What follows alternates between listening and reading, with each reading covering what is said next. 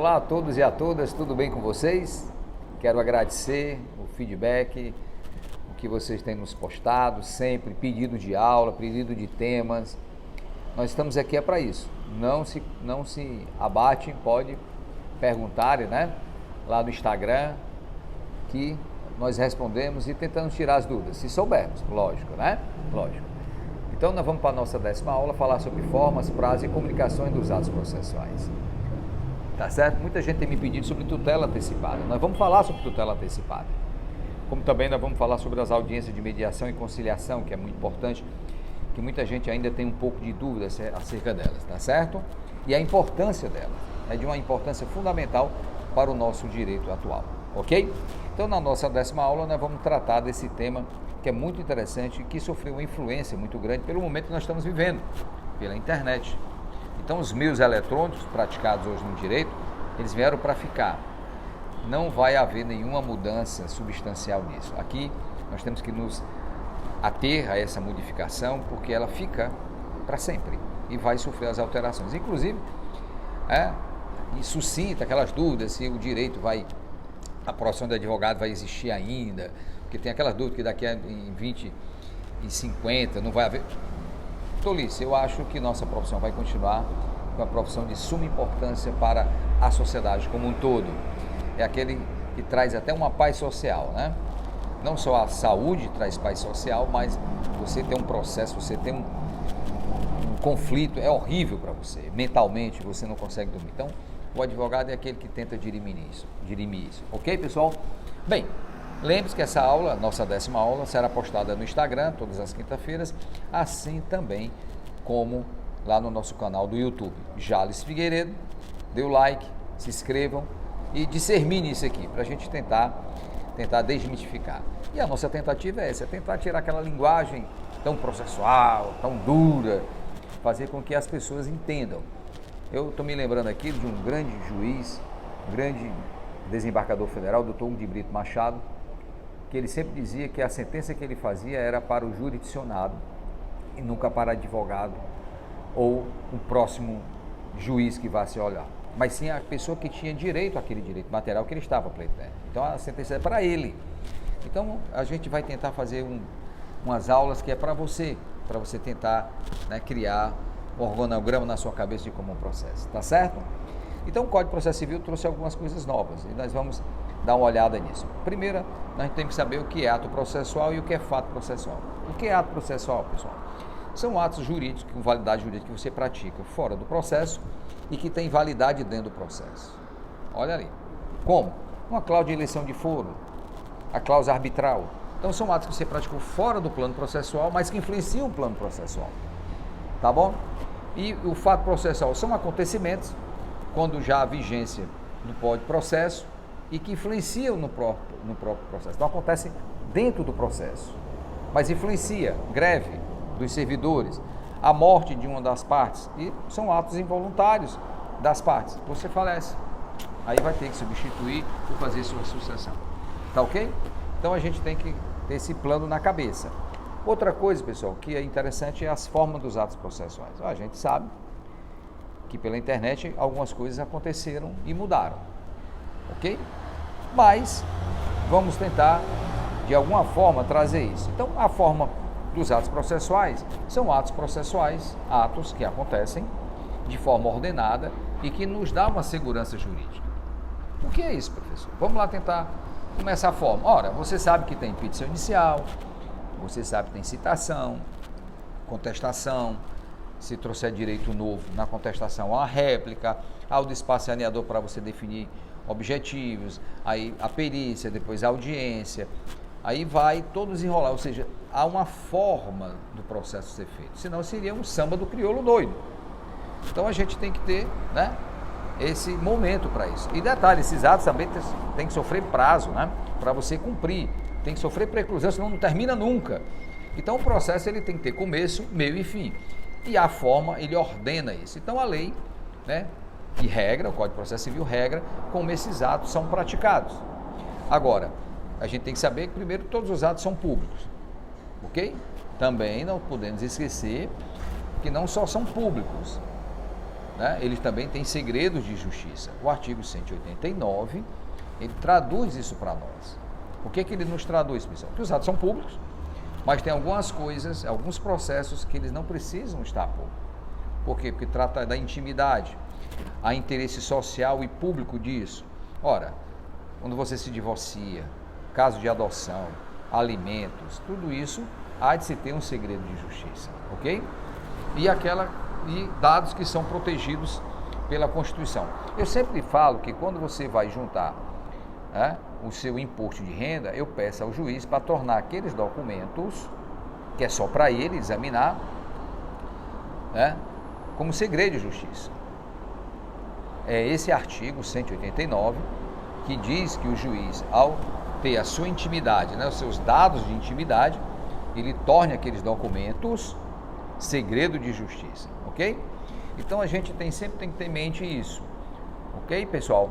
E detalhe, todos os atos processuais têm que ser praticados na língua portuguesa. Olha só.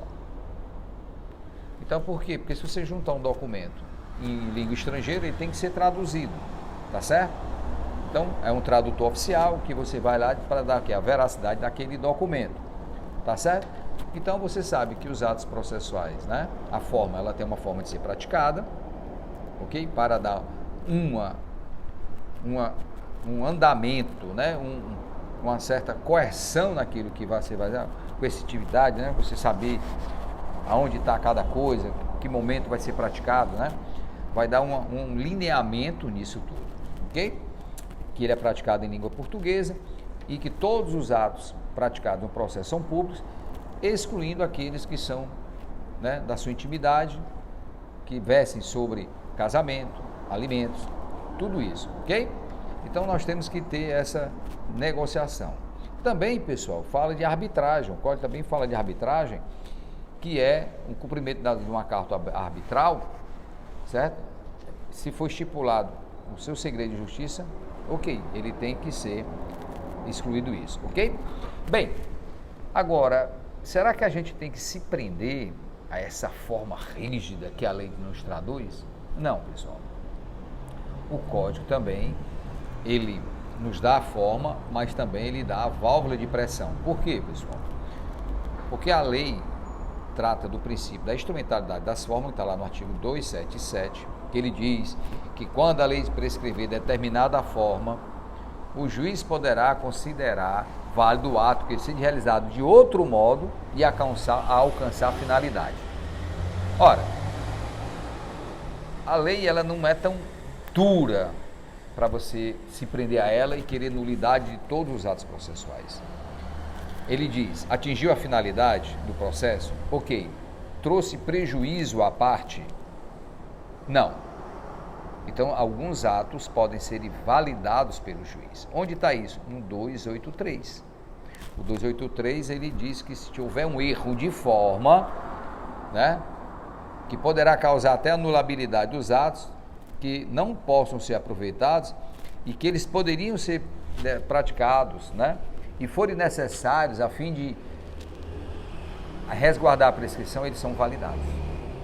Então é um cuidado, é um cuidado que tem que ter isso. E quando você for rebater essa instrumentalidade das formas, você tem que relatar o que, pessoal? Relatar o prejuízo que a parte está sofrendo, porque aquele ato foi feito de uma forma diversa daquele.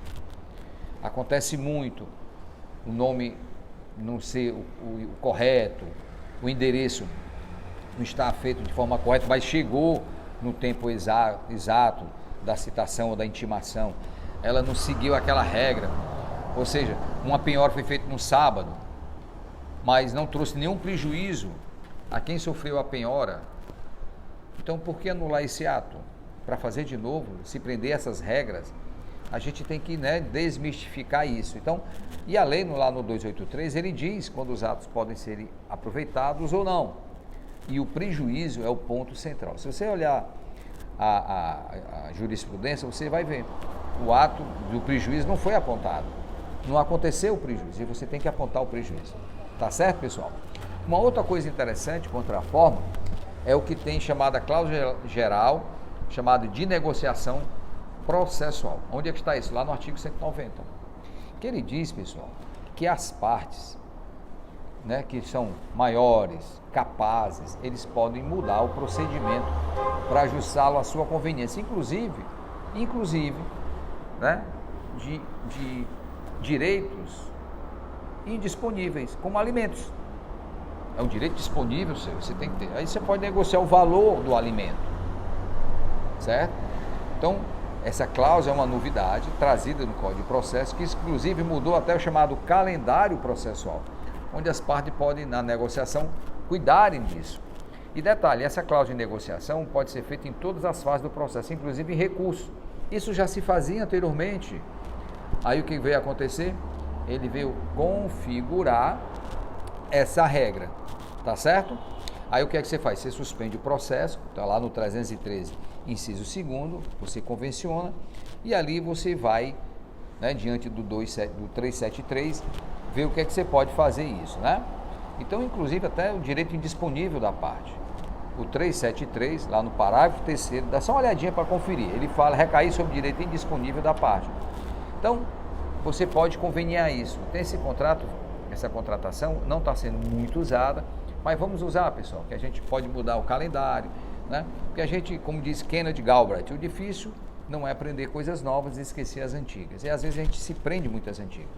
Mas a moçada nova aí que está recém-formado tem esse direito de usar isso, nem lembrando da passada. Então vamos usar, conversar com o juiz, chamar a parte na audiência de mediação, ver como é que você pode fazer, né? Peticionar o juiz, ambas as partes peticionam o juiz, que vai ser assim, tal, vamos tratar disso, vamos tentar terminar o processo. Eu sempre digo, pessoal, que quando você negocia o processo, as partes negociam, aquela relação ainda perdura, acontece alguma coisa. Quando você deixa o juiz decidir, aquela negociação, aquela relação, ela se trinca. Então vamos tentar compor, vamos tentar achar um bom termo, né? E muitas vezes as partes só precisam sentar e ponderar um pouquinho, né? Não ficar com essa rixa muito tempo. Então vamos ter isso. Então lembre-se que essa negociação processual, ela pode ser feita em qualquer fase do processo, não precisa só naquela audiência de conciliação, mas no curso do processo. E você pode fazer o calendário, né, de prática de atos processuais, está lá no site 191. Você pode ir lá e se prender, o juiz só vai ver, né, o que é que pode ser feito. E detalhe, na hora que você faz esse calendário, vincula você, viu? Vamos supor, você vai ouvir, um exemplo aqui, né? Você vai ouvir a testemunha antes da perícia, aí depois, não, porque a perícia foi feita depois da testemunha. Não, se você fez esse calendário, você está vinculado a ela. Há um princípio da vinculação ao calendário que você pré-estabeleceu com o juiz e ele homologou. Tá certo? Outra coisa que a gente é novidadíssimos, pessoal, é a forma eletrônica dos atos processuais. Hoje tudo é eletrônico. Trouxe uma facilitação enorme. Eu cansei de viajar para uma cidade do interior só para ver uns autos, ver um documento. Olha a dificuldade. Hoje não. Você tem acesso dentro da sua casa, do seu escritório, dentro do seu celular, a um processo integral. Tudo que está no processo. Aí veio acabar com o quê? Prazo em dobro. Aquele prazo em dobro que era dado quando tinha mais de um advogado. Não necessita, porque está 24 horas disponíveis os autos. Então, né? Então, não tem mais isso, né? Você dá uma olhadinha lá no 239, no 229, melhor ser mais risado. Eu já fiz uma promessa de não ficar decorando os artigos, porque o outro eu sei quase tudo, aí atrapalha quando vem, né? Então, artigo 229, que diz assim, ó, os lides consortes que tiver diferentes procuradores, escritórios, né, terão um prazo contado em dobro. E isso não acontece mais. Não acontece, né? Então, lembre-se que isso não acontece mais. Por quê? Porque está lá disponível. Então, isso acontece. Outra coisa, pessoal, sempre fazia um agravo, você tinha que, já imaginou, copiar tudo aquilo. Hoje não há necessidade. Os autos eletrônicos estão lá. A comunicação, você só comunica se houver documentos novos acostados. Então, houve uma facilitação para a advocacia, né? Então, isso é muito interessante. Outra coisa, porte pago. Antigamente, pessoal, você pesava o processo, pagava o correio de ir e vir. Imagina aí, você pagava o processo, né, o recurso, e pagava o porte do correio. Hoje não há mais necessidade disso. Por quê? Porque praticamente isso está abastecido para todo mundo. Então, vejam as facilidades que aconteceu, né? As formas são feitas eletrônicas, você não pode se prender mais, né, ser tão rígido nessas formas, se não trouxer prejuízo, logicamente, trazendo prejuízo, você alega. Isso o código permite, está lá à vontade para você, ok? Praticado em língua portuguesa, ou seja, todo mundo tem acesso a isso, ok? E as cláusulas geral de negociação que ou um benefício, onde você e a parte, né, as duas partes negociam o calendário, como é que vai ser feito, como é que você vai dar para chegar a um bom termo. E o juiz e vocês ficam vinculados a esse calendário, tá certo? Vamos falar agora de prazo processual, que também facilitou e às vezes trouxe uma dificuldade. Por que facilitou? Porque deixou claro quando inicia e quando termina. E aí, em dias úteis, o prazo ficou mais elastecido porque não conta mais feriados, sábados e domingos. Vocês sabiam que no Código 73 não falava do sábado? Foi uma convenção? Dê uma olhada lá para curiosidade. Só fala no domingo e feriado, não fala no sábado. Só uma curiosidade. E esses procedimentos, esses prazos, pessoal, assim junto com as formas, né? A forma de você praticar, como você vai praticar, em que momento, ele tem que ter prazo. Como eu já disse, não termina. Fica elasticidade, é um processo aí para a eternidade. Então, não só ele tem que ter uma forma de ser praticado, para dar uma segurança jurídica, e também o prazo para ser praticado. Ok? A gente tem que ter em mente isso. Primeiro, como é que ele inicia esse prazo? Como é que conta? Sempre, pessoal, ele inicia no primeiro dia útil. Vamos lá. Se você, né? E o que é dia útil? Que não é feriado nem sábado e domingo. Antes de a gente começar a contar o prazo, lembre o seguinte: se porventura, né, houver um feriado local, que é municipal, estadual, você tem que comunicar. Fala na sua petição. Quando você vai falar lá da tempestividade, aí você fala. Segunda-feira foi dia Nossa Senhora Assunção, que é um feriado local. É um dia da padroeira da cidade do interior que você está, e o feriado, e você tem que comunicar. Não há obrigatoriedade do juiz saber, certo? Você tem que comunicar. Então, só para a gente ter ideia. O nacional, aquilo que é federal, é a obrigação do juiz. Mas o nacional, não, viu? O local, né? O nacional sim, o local não. Ok, pessoal? Então, como é que ele se inicia, pessoal? O prazo, ele sempre se inicia no primeiro dia útil e termina no primeiro dia útil. Vamos tentar contar. Se você for citado, né, ou publicado o ato numa sexta-feira, quando é que ele começa a contar? Na segunda-feira. Segunda-feira for feriado? Na terça. E se terça também for feriado? Na quarta. Ok, pessoal? Sempre ele inicia e termina no primeiro dia útil. Se terminar no sábado, na segunda-feira. Se terminar no domingo, na segunda-feira. E se segunda-feira for feriado? Na terça. E por aí vai. Outra coisa que a gente tem que ter em mente é a diferença entre suspensão e interrupção. Vamos lá para a interrupção, para a gente que é mais simples. Ora, pode acontecer alguma coisa que interrompe o ato, uma citação invalidada. O que acontece? Aquele tempo que perdurou não se conta. A interrupção, pessoal, o prazo volta a contar do zero. Volta a contar. Se era 15 dias, volta a contar os 15 dias. Completo. Já a suspensão, não, pessoal. A suspensão já se conta o prazo que passou. Vamos lá. Para a gente entender. Se você foi citado, aí já contaram 5 dias, aí acontece uma suspensão no 5º dia, aí daqui a 30 dias voltará a contar o prazo, aqueles 5 dias são contados, só falta 10. Então você conta 5 dias mais 10 para dar os 15, não conta 15 de novo, certo? Só para a gente ter essa noção disso. Então, sempre é contado no dia útil, está lá no 219, não esqueçam disso, certo? Lá no 209, então ele é contado sempre nos dias úteis e não conta feriados locais e nacionais, tá certo, pessoal? Então, para a gente sempre entender isso, então ele é contado sempre em dias úteis, tá bom? Outra coisa é a comunicação dos atos. Também facilitado pela internet, né? Mas vamos lá. Qual é a regra geral? A regra geral é oficial de justiça e o escrevente, ok? Tá lá no artigo 236. Mas ele pode ser feito de outras formas, tá bom? A gente vai já ver aqui como é que faz isso. Como é de outras formas? Ora, como diz o 236, se você tiver em outro local que não seja aqueles limites do seu território ou da comarca, ele é feito por carta precatória.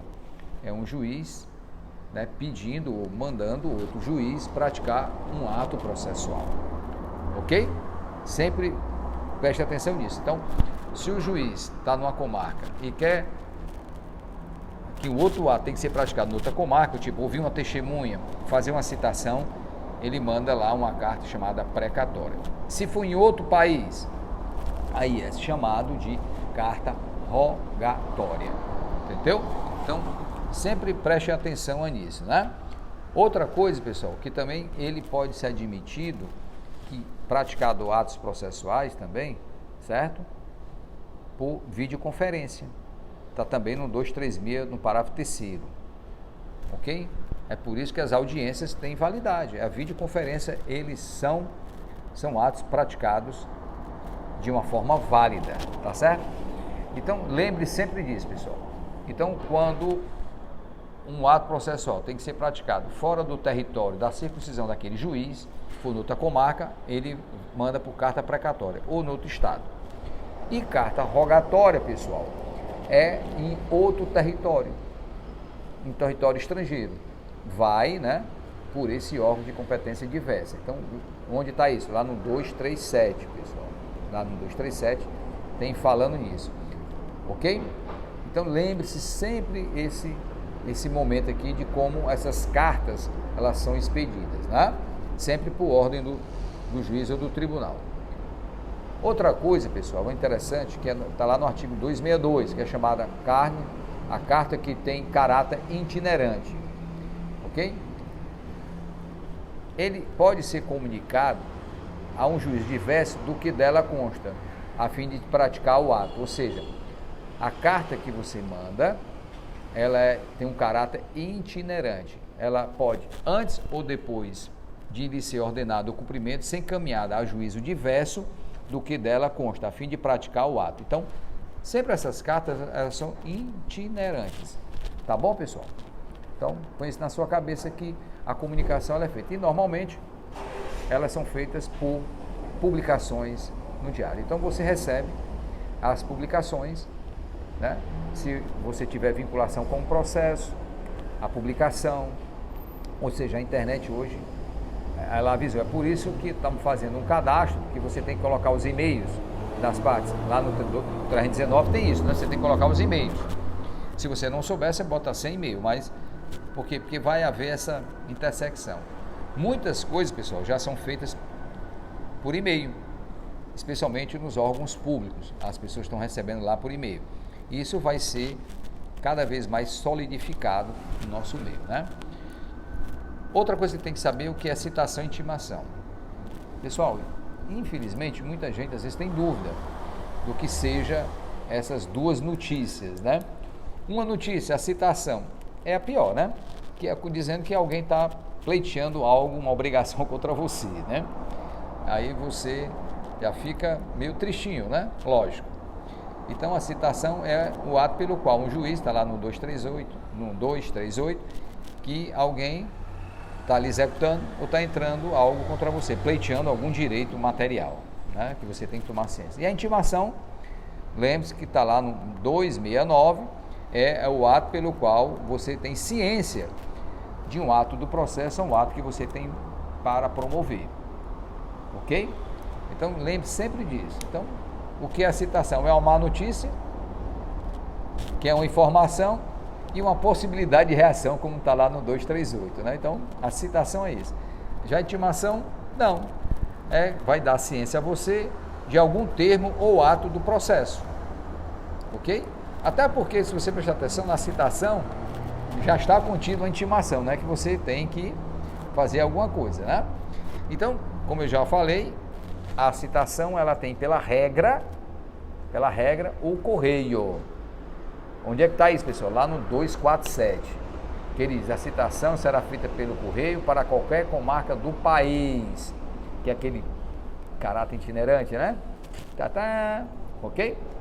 Então, e ele tem um modo diverso, né?